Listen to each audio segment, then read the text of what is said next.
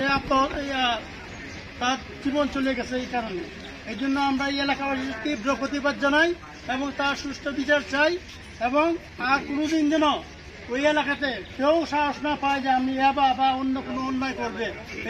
সবাই মাদকের আস্তানা, মাদকের আস্তানা, মাদকের আস্তানা।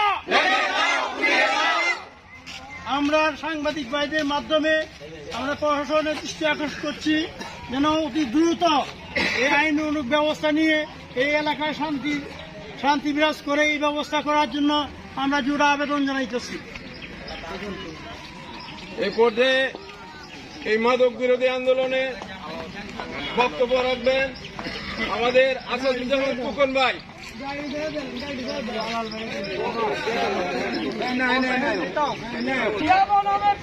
বিক্রি করে আসছে এলাকার কাউকে সে তোয়াক্কা করতেছে না, তোয়াক্কা না করে সে বহাল তরবিয়ে দেয়। আমি জানি না সে কার শত্রুতায় এই ইয়াবা বিক্রি করতেছে, আর এত বড় বুকের পাটা এলাকা থেকে আমাদের সে ইয়াবা বিক্রি করে। আমরা সাংবাদিক এখন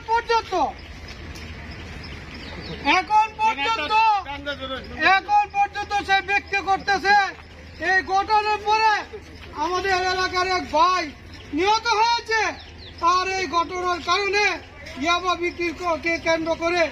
আর তারপরেও তার ভাইরা আমার সাংবাদিক ভাইরা এবং প্রশাসন দৃষ্টি আকর্ষণ করছি আপনাদেরকে। আমরা বলতে চাই আমরা এলাকাবাসী, তারা যদি এখানে ইয়াবা বিক্রি করে আমরা এলাকাবাসী সম্মিলিত ভাবে তাদেরকে প্রতিহত করব। বাড়ি ঘরে এখানে রাখা হবে না, উচ্ছেদ করে দেওয়া হবে। প্রতিজ্ঞা করছি আমরা এখানে আমাদের এলাকাতে ইয়াবা বিক্রির জন্য আমরা দিব না।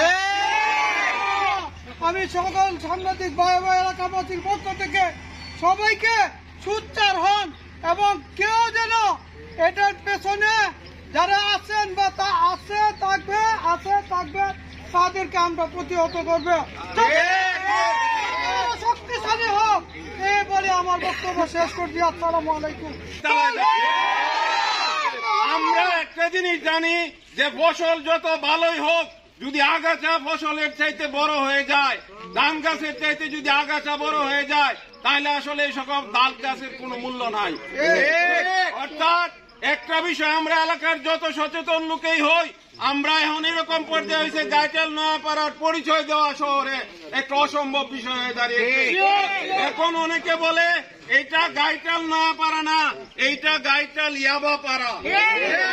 আমরা কি এই গ্লানি এরকম একটা বঞ্চনাকর বিষয় আমরা নিব কিনা? আমরা একটা জিনিস পরিষ্কার করতে চাই, আমরা যদি সুস্থ হইতে চাই তাহলে প্রথমত আমাদেরকে ডায়াগনোসিস করতে হবে, প্রথম আমাদের রোগ নির্ধারণ করতে হবে। নিয়ে আসছেন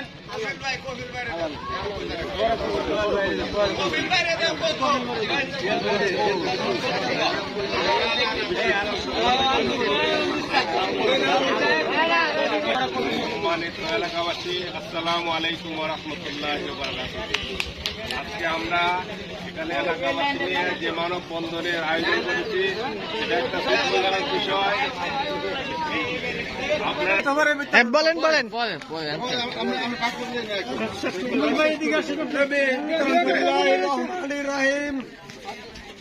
আসসালামু আলাইকুম। প্রিয় গাইটাল নয়াপাড়া এলাকাবাসী,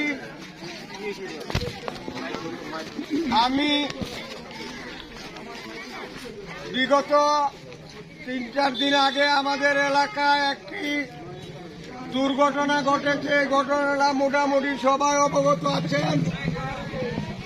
আমার পূর্ববর্তী সবাই যে কথাগুলি বলে গেছেন, আমার নতুন করে বলার কোনো কিছু নাই, এটা আপনারা সবাই মোটামুটি বুঝতে পেরেছেন। আমি শুধু একটি কথা আপনাদের উদ্দেশ্যে বলতে চাই যে ইউনাইটেড আমি এই এলাকায় শুধু রাজু না, রাজুরতে আরো বড় বড় ঘটনা আছে, ফেরার আমি উৎখাত। আরেকটা কথা আমি বলতে চাই, এই এলাকায় যারা মাদক ব্যবসার সাথে জড়িত আছে আমরা সবাই প্রশাসনিকভাবে যারা চিহ্নিত, কেউ কথা বললে অন্যরা এলাকাবাসী তার সাথে বোঝাপড়া করবে। এই এলাকারও হাফিজ ভাই মরল কেন?